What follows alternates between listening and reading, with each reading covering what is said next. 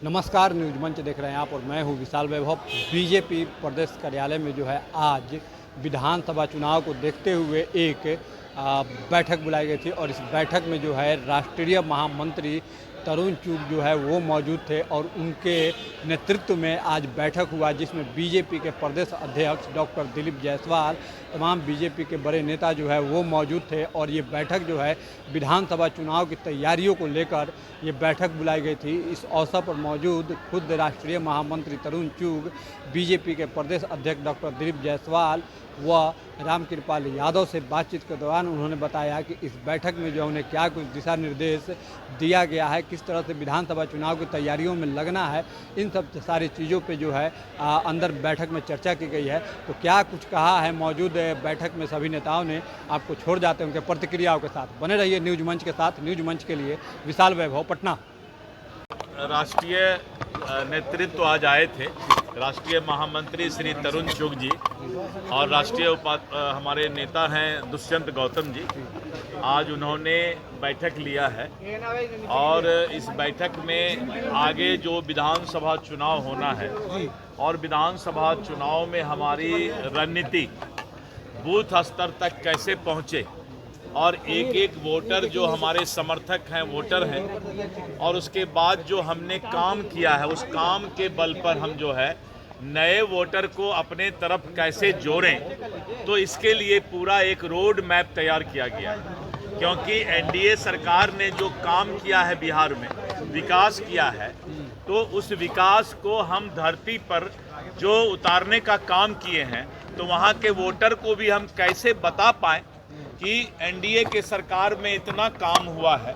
तो वो सारा चीज़ जो है एक कंपैरेटिव चार्ट बना करके हम जनता के बीच जा रहे हैं और जनता से हम जो है समर्थन मांगेंगे। रोहिणी आचार्य पीएम मोदी को ड्रामेबाज बता रही है। उन्होंने कहा है कि मॉक ड्रिल है, ड्रामेबाजी हो रहा है। ये रोहिणी आचार्य कहाँ की हैं?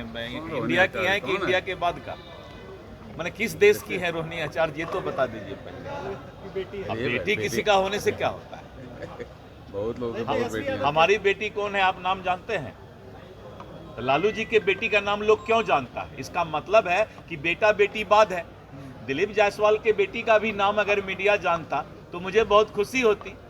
इसका मतलब है कि लोग बेटा बेटी का नाम बढ़ाने के लिए नेतागिरी करते हैं। यही तो शर्म की बात है नेतागिरी में। परिवारवाद कैसा ठीक लगा ना? अब तो हो गया, पिताजी पर बोल दिया, बेटा पर उतना मत बुलवाइए। कि पिताजी के बारे में बता दिया कि जिसके बेटी और बेटा का नाम बिहार जान रहा है, तो समझ सकते हैं कि उस राजनीति में समाजवाद नहीं परिवारवाद। लेकिन कल मॉक ड्रिल क्या हुआ? बघेल साहब क्या कर रहे हैं? अपने यहाँ तो समाप्त हो गया। तो अपने घर को नहीं संभाल सके, दूसरे घर को क्या संभालेंगे? यहाँ पर कांग्रेस का कुछ है? बिहार में समाप्त हो चुका है कांग्रेस पार्टी। उनके आने जाने से कोई फर्क नहीं पड़ने वाला है। अभी ममता बनर्जी पुलवामा आतंकी हमले को लेकर सवाल खड़ा कर रही है कि पहले बॉर्डर स्थिति देखना चाहिए, जो अभी मॉनिटरिंग हो रही है उसको। ममता बनर्जी वहाँ क्या कर रही है इसे पता है ना लोगों को। मुर्शिदाबाद का घटना है ना, ढहल जाता है। क्या बोलेंगे ममता जी? वो वहाँ के मुख्यमंत्री हैं, अपने दायित्व का निर्वहन कर रहे हैं। सब सुरक्षित है वहाँ पर। चुन चुन करके पीटा जाता है। बंगाल की हालत बद से बदतर है। आतंक का वातावरण है और जितने इस तरह का दहशत फैलाने वाले लोग हैं, ममता जी का संरक्षण प्राप्त है। जिसको आना एक बार। भारतीय जनता पार्टी निरंतर काम करने वाला दल है और पार्टी का नेतृत्व बैठता भी है, काम भी करता है, सोचता भी है और पूरे देश के अंदर एक भारत श्रेष्ठ भारत की सोच को लेकर राष्ट्रवाद सबसे ऊपर है, नेशन फर्स्ट की सोच से लगातार हम काम कर रहे हैं और काम करते रहेंगे। विधानसभा चुनाव को लेकर मैं तो एक ही बात पूछना चाहता हूं तेजस्वी यादव और राहुल गांधी से, आपका कार्यकाल हमेशा ही गरीब और वंचितों के विरोध में निकला है।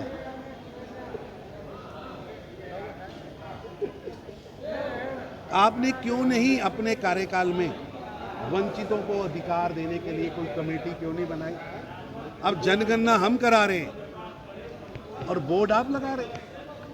तो जनगणना पे विधानसभा इलेक्शन में तो कुछ मेरा इतना ही कहना है बहन कि राहुल गांधी के नाना और इंडी गठबंधन के पितृ पुरुष जवाहरलाल नेहरू जी ने काका कालेकर की रिपोर्ट को दबाया था, जो 1950 में वंचितों को अधिकार देने के लिए बनी थी। मंडल कमीशन की रिपोर्ट 80 के दशक में आई थी। श्रीमती इंदिरा गांधी और राजीव गांधी दोनों प्रधानमंत्री रहे, दोनों ने मंडल कमीशन की रिपोर्ट को दबाया ताकि वंचितों को अधिकार ना मिल सके। और राहुल गांधी जी, आपके पिता श्री राजीव गांधी जी ने सदन में खड़े होकर 1990 के शीतकालीन सत्र में वंचितों के आरक्षण के विरोध में भाषण दिया था और कांग्रेस पार्टी ने वंचितों को आरक्षण नहीं मिलना चाहिए, अधिकार नहीं मिलने चाहिए, इस पर प्रस्ताव पास किया। इसलिए आपके परिवार की 4 पीढ़ियां वंचितों के खिलाफ काम करती रही। 4 पीढ़ी, 7 दशक जिन्होंने वंचितों के अधिकारों को रोक के रखा, वो आज घड़ियाली आंसू बहा रहे हैं।